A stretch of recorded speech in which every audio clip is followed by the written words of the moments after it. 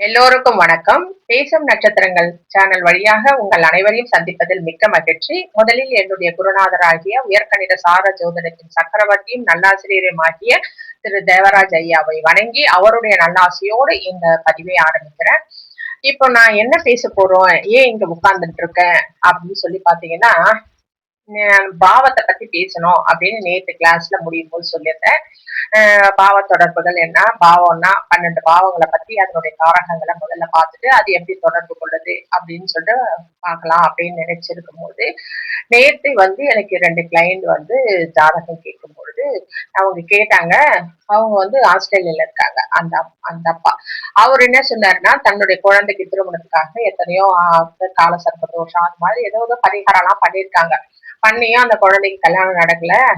ஏம்மா நீ கல்யாணம் நடக்குன்னா பரிகாரம் எல்லாம் உங்க ஜோதிடத்துல சொல்றீங்களே, அது அதெல்லாம் சரியாவாதா, எனக்கு சரியே ஆகலையே அப்படின்ற மாதிரி அவரு சொன்னார். கேட்டார், பரிகாரம் பலிக்குமா பலிக்காதா, நீங்க சொல்றதெல்லாம் பரிகாரம் செஞ்சா அந்த பலன் எங்களுக்கு கிடைக்க மாட்டேங்குது சரியா, எதனால அப்படின்னு சொல்லிட்டு, பரிகாரம் உண்மையா பொய்யா அப்படின்ற மாதிரி அவரு கேட்டாரு. அதுக்கப்புறம் இன்னும் 2 பேர் கேட்டாங்க. ஆனா அவங்க வேற விஷயமா கேட்டாங்க.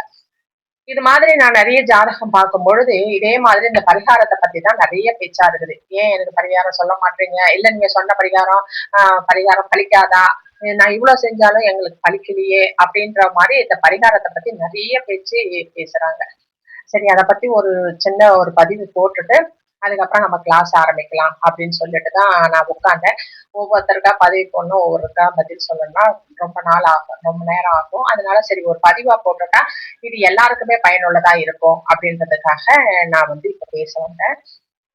இது பரிகாரம் உண்மையா பொய்யா, முதல்ல அதை தெரிஞ்சுப்போம். பரிகாரம் உண்மையா பொய்யா? பரிகாரம் என்பது மிக மிக உண்மையான ஒரு விஷயம். பரிகாரம் உண்மை இல்லைன்னா பரிகாரம் என்ற ஒரு வார்த்தையே வந்திருக்காது. சரிங்களா? அதனால பரிகாரம் என்பது உண்மையான ஒரு விஷயம்தான். இந்த பரிகாரத்தை நம்ம சரியா செய்யறோமா அப்படின்றதுதான் கேள்விக்குறி. நம்ம சரியான நேரத்துல சரியான வழியில அந்த பரிகாரங்களை நம்ம செய்யறோமா அப்படின்றதுதான். அந்த மாதிரி நம்ம சரியான வழியில நம்ம பரிகாரம் செஞ்சோம் அப்படின்னு சொன்னா கண்டிப்பாக நமக்கு அந்த பரிகாரத்தின் பலன் கிடைக்கும். இது எப்படின்னா, எந்த ஒரு செயல் செஞ்சாலும், இப்ப நம்ம ஒரு கல்லை தூக்கி மேல போட்டோம்னா அந்த கல்லு கீழே வரும். அது ஒரு செயல் இல்லையா? அதனுடைய வேலையை அது செய்யும். இதுதான் நம்மளுடைய கர்மா அப்படின்றது. நம்ம எந்த விஷயமாக நம்ம ஒரு விஷயத்த செய்யறோமோ அந்த விஷயம் நமக்கு பலனை கொடுக்கும். இப்போ நம்ம எந்த விஷயத்த அங்க செஞ்சுட்டு வந்திருக்கோம், ஏதோ ஒரு பாவ விஷயத்த செஞ்சுட்டு வந்திருக்கோம். எப்படி நான் சொல்றது அப்படின்னு சொன்னா, ஒரு கிரக கொடுப்பனை அப்படின்னா அதுதான் விதி கொடுப்பனை. நம்மளுடைய 12 கிரகங்கள், 12 கட்டத்துல 9 கிரகங்கள் எந்தெந்த இடத்துல உட்கார்ந்துருக்கு, அது எந்த மாதிரி வேலைய நமக்கு செய்ய போகுது, அது நமக்கு நல்லதா கெட்டதா, எந்த நேரத்துல எந்த தசாபுத்தி காலத்துல நமக்கு கெடுதலை செய்ய போகுது இல்ல அதிர்ஷ்டத்தை கொடுக்க போகுது அப்படின்னு பாக்குறதுதான் ஜாதகமே. புரியுதுங்களா? இப்போ நம்மளுடைய செயலாகத்தான் போன பிறவியில நம்ம செஞ்ச ஒரு கர்மத்தின் விளைவாகத்தான், அதுதான் கர்ம ஜோதிடம். கர்மம் அப்படி, கர்மம்னா ஒரு செயலை செய்யறது அப்படின்னு அர்த்தம். நம்ம ஏதோ ஒரு செயலை செஞ்சிருக்கோம், அந்த செயலுடைய விளைவுதான் இந்த கர்மாவா நமக்கு வெளிவருது.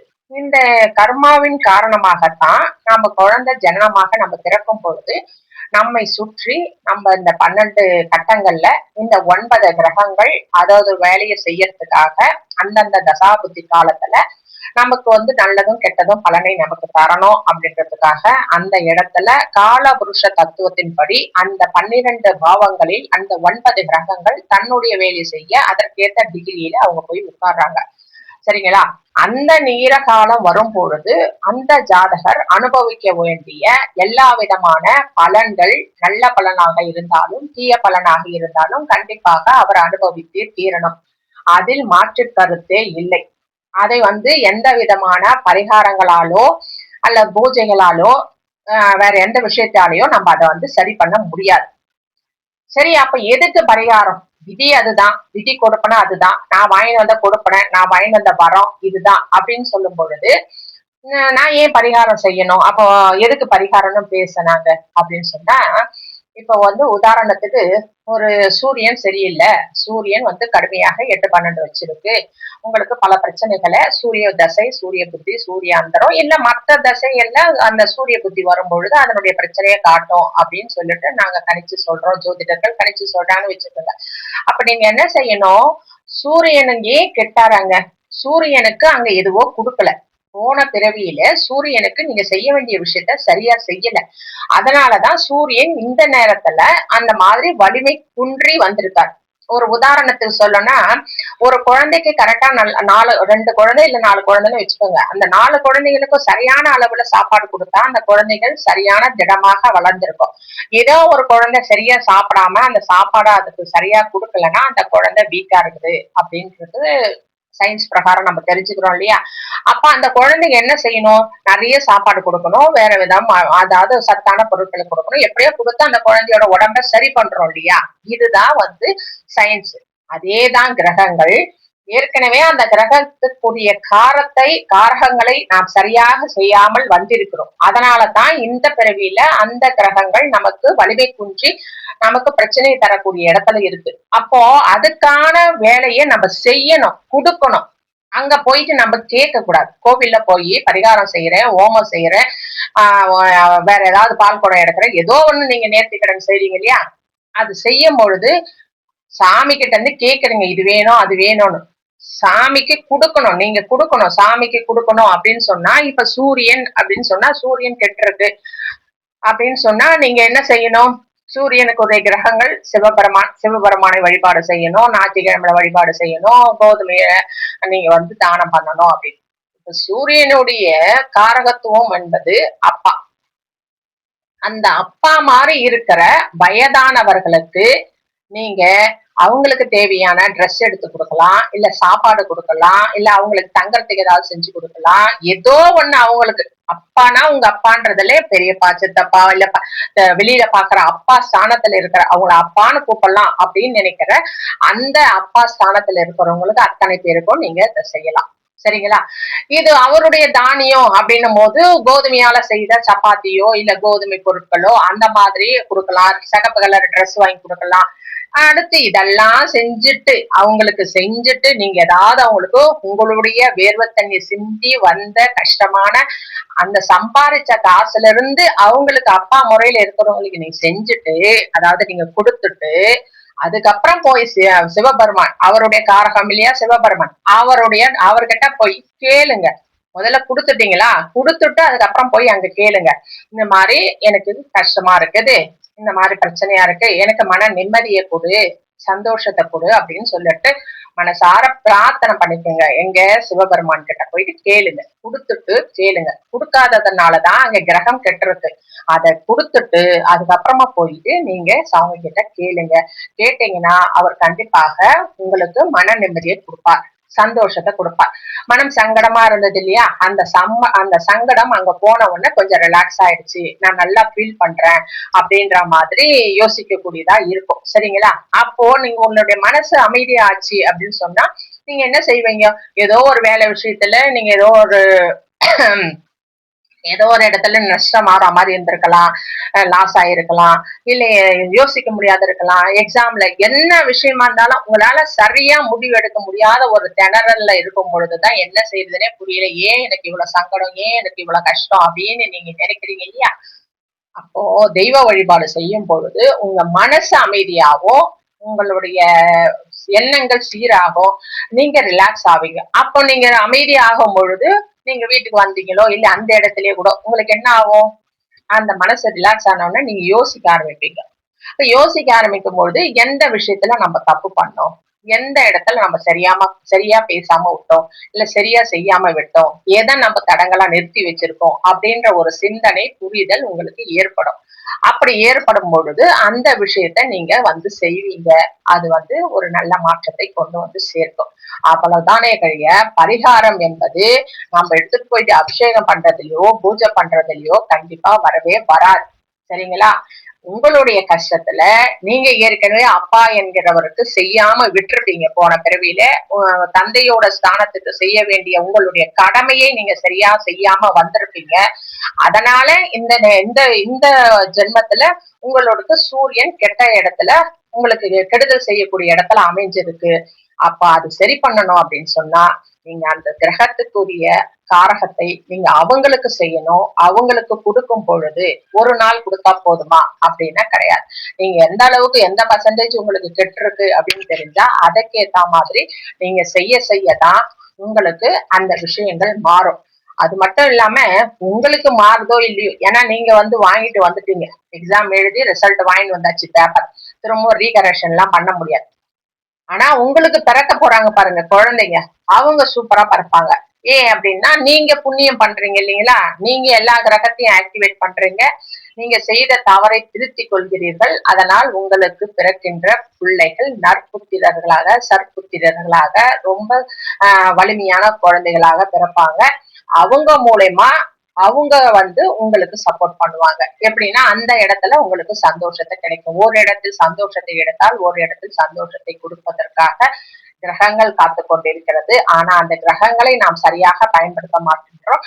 அந்த மாதிரி பயன்படுத்தணும். இதுதான் பரிகாரமே மட்டும், இதுதான் பரிகாரம். நீங்க அதை விட்டுட்டு நீங்க போயிட்டு உண்ணாவிரதம் இருக்கிறேன், நான் சாப்பிடாம இருக்கிறேன், இல்ல இங்க போறேன் அங்க போறேன், காசு இல்லாம செலவு பண்ணி கஷ்டப்பட்டு எந்தெந்த இடத்துக்கோ கடன் வாங்கி போய் செய்யறேன், அபிஷேகம் பண்றேன், அதெல்லாம் சாமி கேட்கவே இல்லை. அவரும் நல்லா ஜம்முன்னு சாப்பிட்டு சந்தோஷமா இருக்காரு. நீங்க உங்க ஃபேமிலியை பாருங்க, குடும்பத்தை பாருங்க. உங்களுக்கு என்ன தோணுதோ, உங்களால முடிஞ்ச காசு, உங்களுக்கு மிச்சமான காசு, உங்களால என்ன தர முடியும்னு நினைக்கிறீங்களோ உங்க வேர்வு தனி சிந்தியதை இந்த சூரியன் ஆதிக்கம் உள்ள பெரியவர்களுக்கு, அப்பாக்கு, இந்த மாதிரி ஆளுங்களுக்கு கொடுங்க. கொடுத்தீங்கன்னா உங்களுக்கு ஒரு அற்புதமான பலன் கண்டிப்பாக கிடைக்கும். இதுதான் பரிகாரம். அதனால அந்த கோவில் போனா சரியாயிடுமா, இந்த கோவில் போனா சரியாயிடுமா அப்படின்னு சொல்லிட்டு நீங்க கேட்காதீங்க. அங்கெல்லாம் போனா நிம்மதி வரும், சந்தோஷம் வரும், மனதுல ஒரு தெளிவு வரும், ஆத்ம திருப்தி கிடைக்கும். ஆத்ம பலம் கூடுறதுதான் தெய்வ வழிபாடு. சரிங்களா? நம்ம உழைக்கிற உழைப்பு தான் நமக்கு வருமானத்தை கூட்டக்கூடியது. அதனால கண்டிப்பா இந்த பரிகாரங்கள்லாம் உண்மைதானா அப்படின்னா பரிகாரங்கள் உண்மைதான். அது சரியான இடத்தில் சரியான நேரத்தில் செய்யணும் அப்படின்றதுதான் இந்த பதிவு. இது மாதிரி எல்லா கிரகங்களுக்கும் உண்டு, 9 கிரகங்களுக்கும் உண்டு. சூரியன் என்றால் சிவபெருமான், சிவபெருமான் கோதுமையை தானம் பண்ணலாம். சந்திரன் என்றால் பச்சரிசி தானம் பண்ணலாம்.